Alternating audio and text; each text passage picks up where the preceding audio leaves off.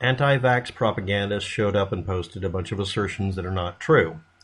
I'm going to repeat factual information in this video. This information is backed up by looking up Statistia, factcheck.org, healthfeedback.org, USA Today, Reuters, PolitiFact, and who knows whatever other places. The links will be below in the description as archive.is or today's or whatever they're labeled this week. And you'll be able to read the information. And I'm repeating other people's source information. I'm not a medical doctor. But when I look up, where did someone bring up this propagandistic bullshit, I go ahead and check on it. Assertion. Africa has a lower incidence of COVID-19 and death rate from it. And they don't have any vaccinations. Counterpoint. The deaths and case rates are only reported in countries that are testing and or reporting. You can look up which countries are. I can also look up the total for the entire continent of Africa. 1.2 billion people as of 2016. And we have 8.6 million cases of this disease confirmed. Seems kind of low. And 222,000 deaths. That works out to a death rate of 2.6% death rate, case fatality rate. And of course, I got flagged once for quoting the CDC and the World Health Organization by actually telling people that it was less than 2% death rate. Apparently, YouTube and Google didn't like me quoting that, even though I showed on the screen it was the World Health Organization and the CDC website. Why is that? Because they don't want anybody who isn't an expert in the subject commenting on it. Instead of saying so, they just say you're guilty of medical misinformation, even on videos that have nothing to do with the subject matter. That isn't helping anything, and Google and YouTube are doing it for two reasons. One, because they want to avoid lawsuits or whatever, and two, making people who post lies more popular is in their best interest financially. Same thing with Facebook. Controversy equals clicks. So, what did someone say about all this, even with a 2.6% death rate? They said that Africa has a lower death rate and it has a lower case rate. And again, if you look at the map, some countries aren't reporting any cases or deaths because they're not reporting jack shit. They also don't report flu. You have to look up whether they report the flu or anything. So, when you look up the actual countries that are involved in the population of each country, yeah, they have a magnanimously large case rate and case fatality rate. But you can lie to yourself about Africa somehow being a pure and innocent country that nobody gets vaccinated in. By the way, they want vaccinations because they know that the death rate's so high.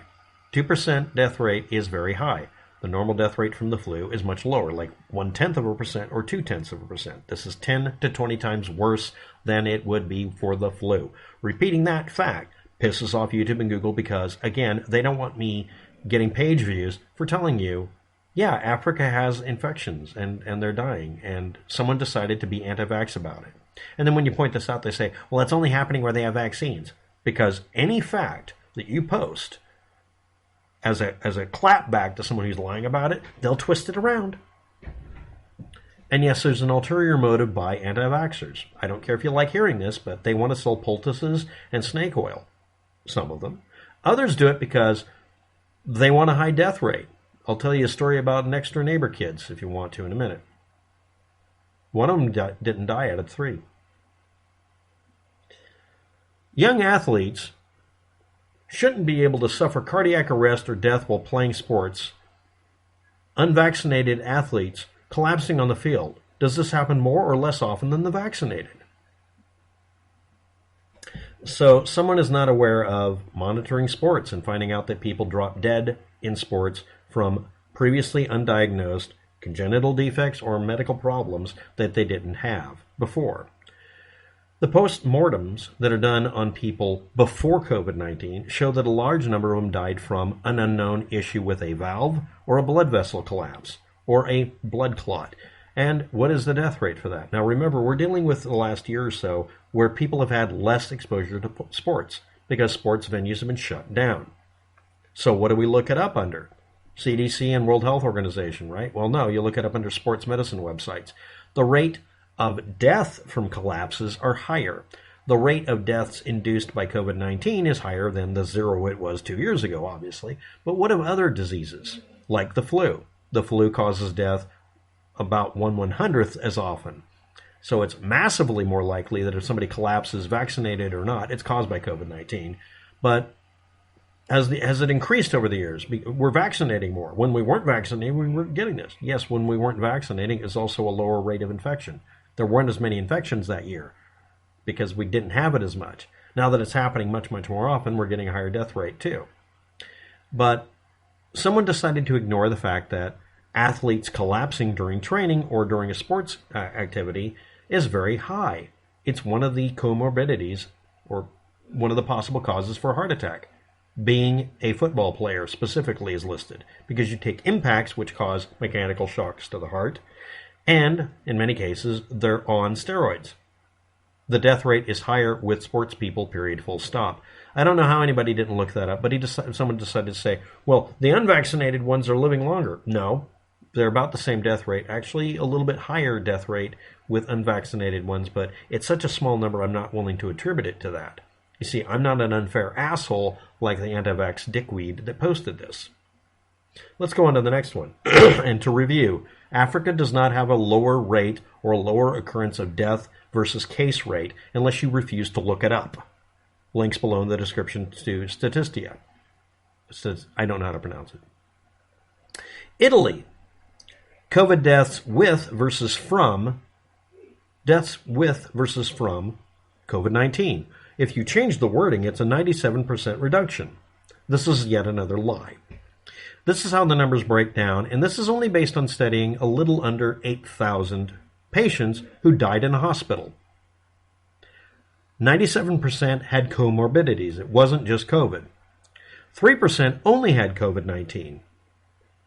Now, obviously, if it's that extreme, did they have COVID at all, or was it only COVID? There's something in the middle called reality. Almost 90% of the deaths out of that 8,000 almost, the only or underlying cause, the only cause that could be listed for them to die because the other comorbidities weren't that bad was COVID-19. So 90% of the deaths versus 97% were caused by COVID-19. 3% only COVID-19 was present, which means they were young, healthy people with no other medical problem you could possibly try to blame it on. And 97% were people who died who had issues. But that means that about 8% of those almost 8,000 deaths, it was 7,910, about 8%, it was a toss-up. Okay, and if you want to cling to that 8% death rate not really being attributable to COVID-19, yeah, that still means you have almost 90% of the cases were definitely caused by COVID-19. But someone decided to misinterpret it on purpose and make a meme on Facebook and then not show you the link below in the description. Also, I'm going to be linking to Wikipedia, Fact Check, PolitiFact, Snopes. Why do I do that? Number one, it aggravates people because they're just so snotty about how right they are, unlike the anti-vaxxers that post lies that always get turned out to be lies, just like today, who keep being smug. Then we go to not Italy. 94% of cases in the USA of people who had COVID-19 and also developed other issues died. Or had other problems at the time. 94% of the cases in the USA of people who died, most likely from COVID-19, 94% of them had something else going on. So we have a slightly higher rate in the United States versus Italy of around 6% of the cases were exclusively COVID-19 instead of the 3% they had in Italy. And that's based on, again, Italy only counting a little under 8,000 people. In the United States, the entire population, because we're trying to keep better numbers. Does anybody remember when politicians were lying about the death rate and poo-pooing the whole subject and saying nothing ever happens? Yeah, even in countries where they did that, they still can't cook the numbers to show that the politician was wrong and he's not a god or something. In the United States, however, we don't give a shit about our Trumpanian asshats. But of cases of people who died who had COVID-19, 94% of them also developed issues after getting infected. That was interesting. But that doesn't mean that COVID-19 didn't kill them or isn't the primary cause. Just like in Italy, again, in Italy, it's 98% of the deaths out of 7,910 patients. 98% of them were the only or the major cause was just COVID-19. And people were posting, well, they had comorbidities, and people listed them. What are the comorbidities? Oh, they had arthritis. That's not likely to kill you, is it? I mean, it could. Yeah, somebody decided to list them. What were the comorbidities? What were the rates out of this 7,910 patients? Oh, arthritis, diabetes. Yeah, that's a legitimate one. Another one was missing a leg. Simply having an amputation from 10 years before was listed as a comorbidity.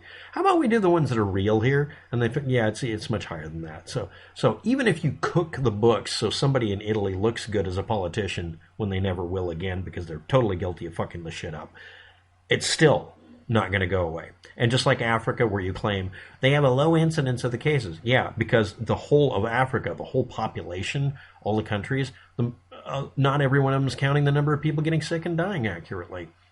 On the other hand, if you look at the total number of people who died versus cases, it's still a much worse death rate. And then someone will hem and haw it. Now let's get to the little story I have.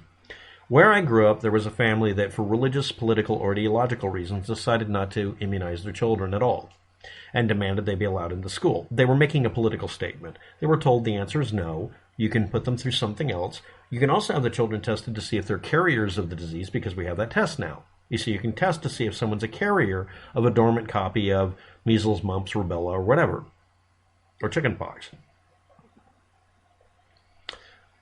And if you don't know about this, healthcare workers and teachers sometimes would ignore the will of the parents and allow a kid to come in and say, I want you to give me vaccination because I don't want to die. Period, full stop. It was assumed you had permission from your parents. There wasn't a permission slip requirement. There was a permission slip to not get it. And some kids decided, you could decide it was peer pressure, to get vaccinated. X number of years later, one of their children, the boy, died at 14 from an easily preventable childhood disease, and checked the other kid out and said, oh, the kid's fine. The parents then decided to bury their child and have a cemetery occurrence, and touted this as God's will and natural for them to do so, because obviously God wanted them to return. But other children who died from the disease, they were selected because there was something wrong with them, and it's a punishment to their parents. I mean, these are some self-righteous assholes. And then I very quietly went up and said, I'd like to do a eulogy. His sister got vaccinated, that's why she didn't die. That was the eulogy. And then I looked at the parents. You're a bunch of filthy ogres. You tried to kill your children for a political and ideological statement. Now remember, at the time I'm 12. And then I left. The crew that showed up with this family were all part of this same religious group that would do mostly homeschooling, which is what happened to the kids. Our kids can't play with your kids. Yeah, because they're too weak, because their immune system hasn't been trained to fight off a disease that every one of us is immune to. Because we didn't have to go through being sick. Now, I'm a person with an immune system that didn't work correctly, and I ended up getting vaccinated twice because my vaccine records got lost. But I got sick before I got vaccinated. Afterwards, I got sick, and it didn't do anything to me. I got double vaccinated for literally every single disease that you can have as a kid. Well, that explains a lot about you. I understand that. I'm a carrier for 2 viruses because they're dormant in my nervous system. Because I got these diseases early enough before I got vaccinated. Guess who from? Anyway, the girl happily lived a long life, joined the military, got the peanut butter shot and everything else. And the family disowned her eventually because they decided to have another kid, refuse to vaccinate that kid, and the kid died anyway. The bias that you see in propagandists that promote anti-vaccine rhetoric is not rational. It's not based on any useful solution, and in some cases seems to be based on reckless endangerment of everyone around them, including their children. Thank you for watching. Have a good day. Good luck with that. And to the person posting these comments, unless you come back with real answers, I'm deleting you. Start over.